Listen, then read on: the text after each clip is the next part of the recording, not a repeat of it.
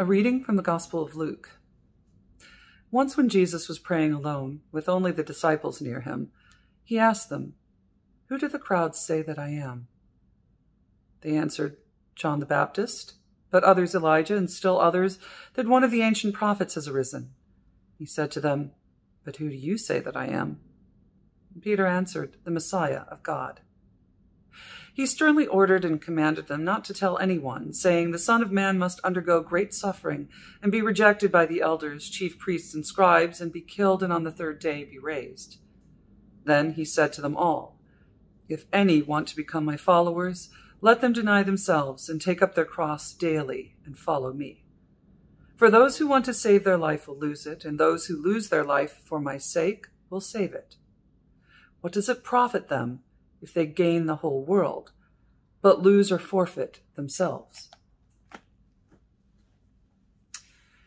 Well, happy first days of Lent, a blessed first week of Lent, as I hope that we've been able to celebrate together the invitation to a Holy Lent at yesterday's Ash Wednesday service.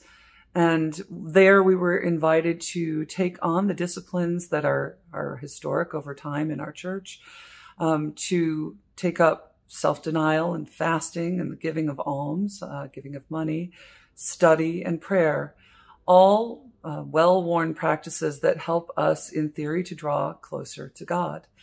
And here in today's reading, we have Jesus inviting us to deny ourselves and to take up our cross daily and to follow him. And then it gets a little confusing because he tells us to give away ourselves, to deny ourselves. And then he finishes this whole sequence by saying, "What does it profit you to gain the world, but to lose yourself?" And so I find that this idea of self is one to which I return, not only in Lent, but throughout my own spiritual journey, when it feels like the right thing. And certainly in Lent, we're encouraged to think about self-denial.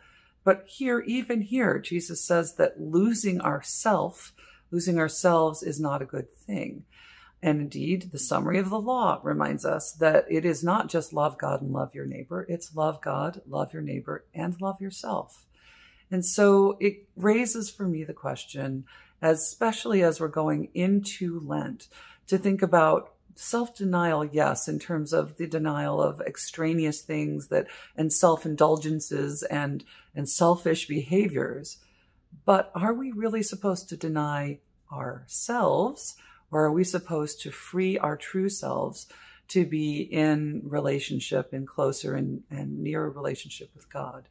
And even Jesus himself sort of speaks in both directions in this particular passage. So as I continue in these first days of Lent, it's going to be one of my prayers to ask God to continue to invite me into what this deep wisdom is that Jesus has shared, that we are at once to be self-affirming, feeding and nurturing our true selves, the selves that God has created us to be, but also denying the trappings of the world that might lead us astray, might lead us to gain the whole world, but to lose our true selves.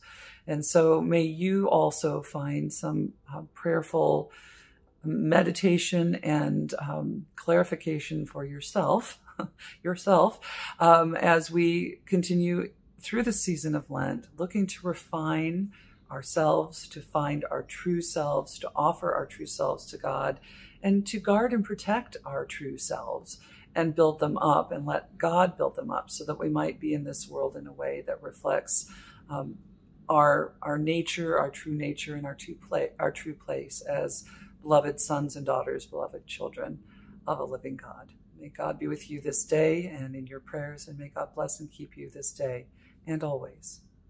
Amen.